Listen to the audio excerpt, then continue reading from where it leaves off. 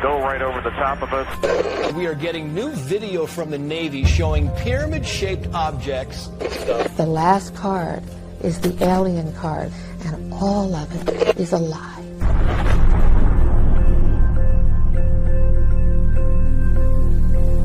Frankly, there are a lot more sightings than have been made public, movements that are hard to replicate, that we don't have the technology for. We don't have it. They don't have it. The question is, who has it? Who's operating these vehicles? The information is very compelling. It's real. Yeah. Okay, it's real. Are they from another planet? If it's not ours and it's not theirs, well, then it's someone or something else. I can't wait for this report to come out. There is no longer any doubt unidentified flying objects are real. This one was seen by now retired Navy pilot Alex Dietrich in her F-18 off the coast of California. UFO sightings in New York have nearly doubled since the pandemic began, and we are getting new video from the Navy showing pyramid-shaped objects flying in the sky. These cell phone photos taken by a FA-18 pilot in March of 2019 show 3 different unidentified aircrafts off the coast of Oceania. A Department of Defense spokesperson said, quote, "I can confirm that the referenced photos and videos were taken by Navy personnel. The Unidentified Aerial Phenomena Task Force has included these incidents in their ongoing examinations." A U.S. intelligence report on UFOs is expected to be released very soon. The long-awaited Pentagon report on UFOs has finally been released. Friday, the U.S. government released a much-anticipated report on everything it knows about UFOs. Now, the study released on Friday found only one of those can be explained, just one. If you're watching this, you're probably a lot like I was. As far back as I can remember, I've always been intrigued with the paranormal, aliens and ghosts and UFOs. And I can remember being in a public school in elementary school, checking out books on ghosts and aliens. And these were books in the non-fiction section. These were photographs with anomalies that looked like ghosts and aliens and UFOs. And I always wanted to know the answer, what's out there? Sadly, the church didn't provide me with the answers I was looking for, and I went down the road of the occult. To me, Christians were very narrow-minded, and if something didn't make sense to them, well, it must be evil or of the devil. And so I wanted to find out for myself what this was all about. Now that I have come into the truth about this topic, I don't want others to have to go down the road that I did. The media is no longer calling these sightings swamp gas and weather balloons. And it isn't tinfoil hat-wearing conspiracy theorists that are saying UFOs are among us. Now it is the military. To fighter pilots who reported seeing unidentified flying objects. Every day for at least a couple years. This was extremely abrupt, like a ping pong ball bouncing off a wall. The ability to hover over the water and then start a vertical climb from basically 0 up towards about 12,000 feet and then accelerate in less than 2 seconds and disappear is something I had never seen in my life. In my position as the ranking member of terrorism and counterintelligence, we need to know what this is. It's clear to see that pop culture is obsessed with outer space and aliens and UFOs. You can hardly watch a kid's show or a movie or a comic book or an advertisement that doesn't show a UFO or an alien. And it's not just in worldly entertainment, it's also in Christian media. And I'm Bubbles from the Elevation Church Kids podcast, Adventures of the Star Keepers. Around March of 2009, History Channel had a new show called Ancient Aliens. The show propagates the ancient astronaut theory, which is the idea that ancient civilized cultures were actually higher advanced technologically than we had ever thought. They show ancient sculptures that depict men wearing suits that look like astronaut suits. They show ancient artworks and etchings and sculptures that resemble alien grays and flying saucers. I remember distinctly how they portrayed the Exodus story of Moses and the Israelites following the beam of a UFO through the wilderness. Even the pillar of cloud could have been exhaust fumes from a UFO. This was a very intriguing idea to me because I believed in extraterrestrials and that God created all things. And if God sent angels on missions to help men, why wouldn't he send his other creatures on other planets to help men? As I continued my lifelong search for truth on this matter, I found out that militaries of the world, including the US military and the Nazis, have created flying saucer crafts. So this made me wonder why our minds always went directly to outer space when we would see these things flying in the sky. How come our minds weren't thinking of secret military craft, but instead thinking of aliens flying saucers? The answer is pretty clear. Since the dawn of sci-fi novels and radio and television, this idea of alien men flying around in saucers has been implanted into our mind for generation upon generation. Then I seen a United Nations speech from September 21, 1987 by Ronald Reagan that made me question, is there a reason for all this propaganda? Could there possibly be an agenda to why the leaders of the world would want us to believe this idea that alien creatures are flying around in our atmosphere? These are the words that Ronald Reagan spake at that United Nations meeting. In our obsession with antagonisms of the moment, we often forget how much unites all the members of humanity. Perhaps we need some outside universal threat to make us recognize this common bound. I occasionally think how quickly our differences worldwide would vanish if we were facing an alien threat from outside this world. And yet, I ask you, is not an alien force already among us? Ironically, 32 years later, on December 20th, 2019, President Trump unveiled the newest branch of the military. Because space is the world's newest warfighting domain. The United States Space Force. So now the military is protecting the land, the sea, the air, and space. But it wasn't until the COVID pandemic hit in 2020 that things began to get a little strange. Suddenly, every mainstream media news source was talking about the government releasing everything they knew about UFOs and how that was actually part of a newly passed COVID-19 relief legislation. The Corona Relief Bill the President signed last month to disclose what they know about UFOs within 180 days. U.S. intelligence agencies have less than 6 months to disclose what they know about UFOs. It's all part of the coronavirus relief deal President Trump signed back in December. When he signed the massive $2 trillion COVID relief and government funding bill last month, he triggered a countdown for U.S. intelligence agencies to tell Congress what they know about UFOs. So far, any military that's been on the news has said that these crafts are not ours and they're not theirs, so they must be someone else's. We don't have it. They don't have it. Who's operating these vehicles? If it's not ours and it's not theirs, well, then it's someone or something else. So the question is, are they from another world or another dimension? The History Channel is propagating that these beings are from another world. Could mainstream scientists be discovering the home world of extraterrestrial visitors? For ancient astronaut theorists, the answer is a resounding yes. The big revelation will not be, do they look like us, but we look like them, because we are their offspring. But let's look at some of the spiritual aspects of this phenomenon. In 1917, on the 13th day of the month from May to October, 3 shepherd children said that they saw an apparition of the Virgin Mary. What some Catholic theologians believe was the Virgin Mary. On October 13th, 1917, a crowd of 70,000 gathered to see this apparition. 70,000 people came to this same sheep pasture. As the crowds raised their eyes to heaven in prayer, they would witness the promised miracle, confirming everything that the children had said. They saw the sun dance. This spiritual apparition appeared as a glowing disc flying around in the heavens, much like many of the UFO sightings. And people said that they saw a spinning silver disc. The kids were given 3 messages. The third message apparently talks about extraterrestrial life. Many people involved in the New Age beliefs and practices have experiences with star people or star seeds, also known as indigo children. They call them indigo children and say that some of these kids can even see the spirits of the dead. It's the belief that certain people originated as extraterrestrials and arrived on Earth through birth or as a walk-in to an existing human body. Star seeds are people or souls, more likely, that find it very difficult to be here on Earth because apparently Earth is not really their home. Star seeds are highly evolved souls whose sole origin is from the stars. Star seeds are souls who originated in the Pleiades.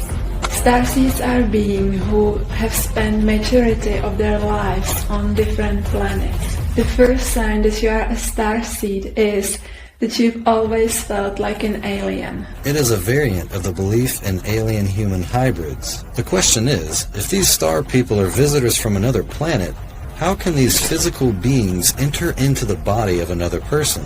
This actually sounds more like the accounts we hear in the Bible of unclean spirits entering into human beings. We see that it is actually an unclean spirit that can enter into the physical body of a human being, whereas physical beings from another planet seems a lot less unlikely to be able to enter into the body of a human. Roger Morneau, later in his life in the early 90s, shared his testimony of how he was involved in a secret society of demon worshippers, and he said that a satanic high priest told him that the Grand Master, or Satan, had a deception plan for humanity, that demonic spirits would pose as visitors from far distant galaxies. He also said that it would be during a time of great calamity on the earth, and when New Age beliefs were running rampant. Part of New Age practices involves being a channeler or a medium for spirits, as well as extraterrestrials. There are thousands of these sessions recorded where a person willfully allows their body to be inhabited by an alien being and to speak through them to give a message to humanity. This practice is becoming more and more popular among young people today as influencers of the world are promoting this idea. Bunch of spaceships. There were like 5 to 7, and I don't know why I didn't try to take a picture of it. I just looked at it. Kesha says that it was her interview with Demi Lovato that intrigued her into channeling alien beings. With Demi Lovato, I loved the conversation we had because she just turned me on to a whole new. There are a couple books she mentioned and an app she mentioned that I immediately downloaded, and I made my family for Christmas. I was like, all I want for Christmas is us all to meditate and try to channel extraterrestrials. And they're like, okay. So I'm trying to get all my friends and family into meditating the aliens to us. That's my new hobby because of Demi Lovato. Something in that. Thank you, Demi, for that. Demi Lovato was featured in Christian Broadcast Network News as saying that being baptized in Israel filled the God-sized hole in my heart. In October of 2019, she posted a photograph of herself on Instagram being baptized in Israel with this post: I am an American singer. I was raised Christian and have Jewish ancestors. When I was offered an amazing opportunity to visit the places I had read about in the Bible growing up, I said yes. There is something absolutely magical about Israel. I've never felt such a sense of spirituality or connection to God, something I've been missing for a few years now. Spirituality is so important to me. To be baptized in the Jordan River, the same place that Jesus was baptized, I've never felt more renewed in my life. This trip has been so important for my well-being, my heart, and my soul. I'm grateful for the memories made and the opportunity to be able to fill the God-sized hole in my heart. Thank you for having me, Israel. Here, Demi Lovato shares on the Dr. Phil show of how she was prophesied over when she was a small child, about how she would use her musical gifts to reach thousands. I went to church camp one time, and there was somebody who spoke in tongues over me, and I grew up Christian, so I wasn't familiar with this experience. And I remember them prophesizing over me, saying that one day you'll be a hero to tens of thousands of people. And luckily my platform has reached many more through social media and through my work, but it was that day that she said, you'll be a hero to thousands of people, and she said it would be through the arts. And I knew in that moment that if I ever were to make it as a singer, I kind of made this pact with God that said, God, if you give me the opportunity to live my dreams, I will pay you back, and I will live my life in hopes of helping others. And here she is less than 2 years after being baptized in the Jordan River, telling Kesha that she can summon UFOs and channel aliens. The frequency of the city was just super amazing, and it was super easy to make contact. We had been meditating all week, and then it only took us 10 minutes before we looked up and we saw a ship at what looked like a Concorde plane, you know, those black ones that look like triangles. Looked like that, but it had 2 red lights, and then at one point the ship just separated into 2 different ships. I can't explain it, but you're seeing it and you're just like, cool, so everyone else saw that? Yeah. All right. So and then you're just and then there's this surreal moment of so do we go inside? This New Age idea of being able to channel other beings is nothing new. It's in the book of 1 Samuel where Saul goes to find a medium to speak to the dead. These New Age concepts have been creeping into the church for generations now, to the point where Demi Lovato claims to be a baptized Christian who can meditate and channel aliens. She's using her large platform to influence others into doing the same thing. This is exactly what Roger Morneau said that the Grand Master, or Satan's, plan was for the world. Spirits, human spirits, will declare themselves to be inhabitants of far distant planets in the galaxies. When the spirits will, through a transmedium, converse with influential people. Many testimonies of people who claim to have been abducted by aliens describe these alien beings as looking like perfect angelic beings with blonde hair and blue eyes, gray frog-like creatures, and reptilians. Jacques Vallée, the author of a book called Messengers of Deception, said this in an interview. In your books, particularly your most recent book, Messengers of Deception, which is many years old, you suggest that UFOs are deliberately trying to manipulate our subconscious mind to create a mythology in our culture about themselves, which is one of the reasons that they're both physical and concrete, yet very elusive at the same time. Do you still feel that way? I think that from my own point of view, I'm going to be very disappointed if UFOs turn out to be nothing more than visitors from another planet, because I think they could be something much more interesting. Something from another dimension, of space or time? Here are objects, I think we have to call them objects, that are physical, that interact with the environment, that cause effects on the witnesses, on the psychology and the physiology of the witnesses, and leave traces on the ground, and yet are appear to be capable of manipulating time and space in ways that go beyond what our physics understands today. Eddie Bravo, on a podcast with Joe Rogan, talks about William Cooper, the author of Behold a Pale Horse, and how while working with the military actually believed in aliens and UFOs because he saw them with his own eyes, but then began to wonder if he was being deceived. William Cooper, he wrote Behold a Pale Horse. He wrote that book. He's like probably considered the Helio Gracie of conspiracy theories, William Cooper. He was in charge of putting together the documents for these top secret Office of Naval Intelligence meetings. He thought they're trying to get us to believe in aliens so they could fake an alien attack, so that'll usher in the New World Order. Because what happens if the aliens attack? We all unite. In all the movies, you see them in the movies like, oh, they're attacking, let's call China. We're all together, we all unite. That's the whole purpose of everything. William Cooper, he was the guy who he was like, aliens exist. I'm looking at these documents. They're having these meetings about this crash. He's got his own little private radio and then he's like, oh, these are just setting me up. This is all. He goes, they're setting up a fake alien invasion. That's what they're doing. Okay.